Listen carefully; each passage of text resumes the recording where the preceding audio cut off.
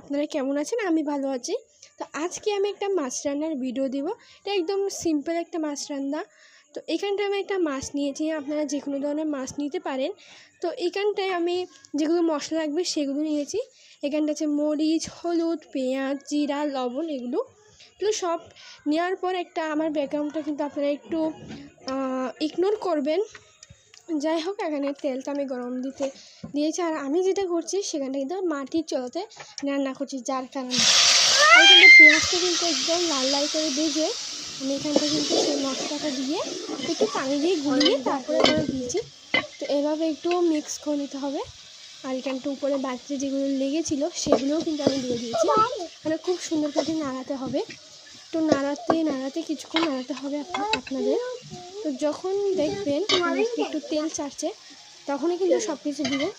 তো চলুন, আগে কিন্তু পুরো ভিডিওটা আপনারা দেখবেন, আর একটা লাইক আর একটা সাবস্ক্রাইব করতে কিন্তু ভুলবেন না। তো এগুলো কিন্তু এভাবেই থাকতে হবে। আর এখানে দেখুন একটু তেলও ছেড়ে দিয়েছে, তখন এখানে তেল ছাড়ছে আপনারা দেখতে পাচ্ছেন, তখনই কিন্তু আপনারা খুব সুন্দর করে এটা করবেন।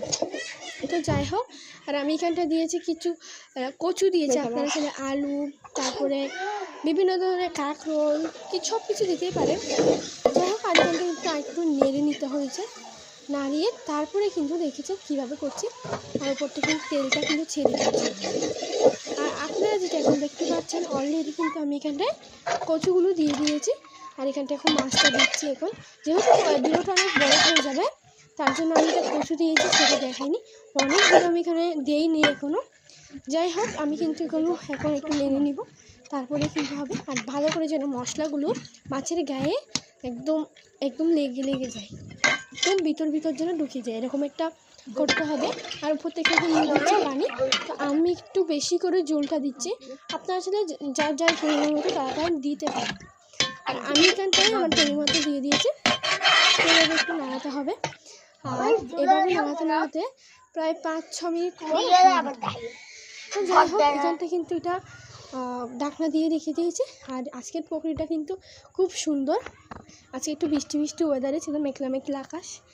আমাদের কাছে খুব ছোট কিছু জাম্বুরা ধরেছে, আপনারা এটাকে বিভিন্ন ধরনের বলেন আমি জানি।